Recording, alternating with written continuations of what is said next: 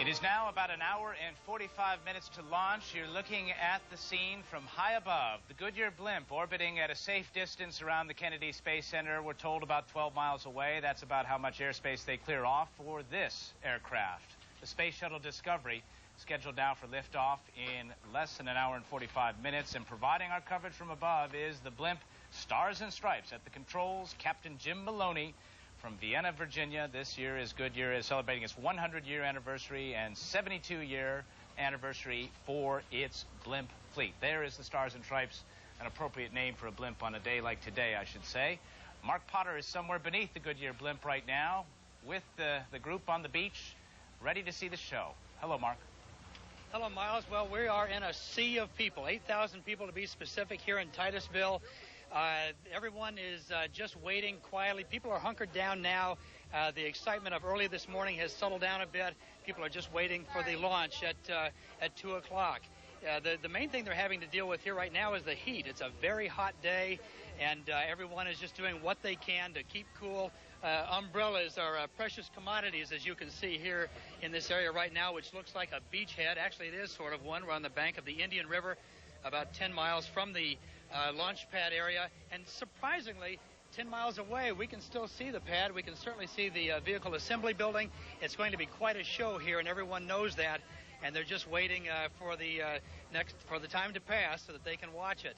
And we're being kept apprised here by a loudspeaker system over the hill of exactly how things are going, so people know where we stand and how much more time we have to go. Now, people are here from all over the country, and in fact, we met a couple here from Sydney, Australia. They came here just for this launch. Some of the people who are here from this country include Gary Thompson. Gary, we tried to talk to you earlier, but we were interrupted by the astronauts. You came all the way from Perryville, Maryland. Tell me why you thought it was so important to be here. Well, just the history of it, and to see John Glenn go back up in space again. And what's so important about this mission as far as you're concerned? Well, I think it's going to give a boost to the space program that, for further funding and whatnot. I just think that the space program needs a shot in the arm right now. And this will do it. I believe so. You see the people here. Exactly. Alice and Bob Wills are here from Cleveland, Ohio, the state where Senator Glenn is from. Right. Tell me why you thought it was so important to come here for this. Well, we wanted to represent our city, which is a space town with NASA there, and also a great city to live, and our family and our church from Grace Baptist, and Glenn has always been real special to us. And so what do you think about seeing him return to space 36 years later? I think it's fantastic. I just admire a man that's 77 that can actually go back to where he's been and just be really important to his country. And Bob, what do you think about the importance of this to the country itself? Well, it's the first one I've ever seen live, and I'm really going to enjoy that. But John's kind of special to us, and we'd like to see him go up the second time. I saw him on TV go up the first time, and you kind of look at somebody else, and it was over. So this one, he's really going to enjoy going up.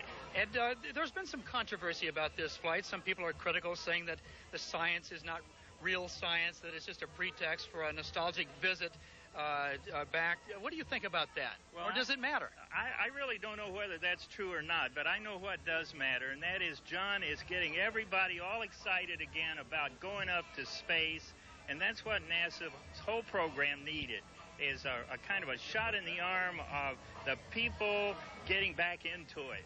So I think if nothing else, that is a real value. Well, we appreciate talking with all of you. Enjoy the show. Good to see you. It's going to be quite some show here. We're going to have a good view right over here to the left of the VAB, the vehicle assembly building, and we're all looking forward to it. Again, a crowd of 8,000 people here, an estimated crowd of 250,000 to 300,000 in the entire Brevard County area here watching this event. Miles, back to you.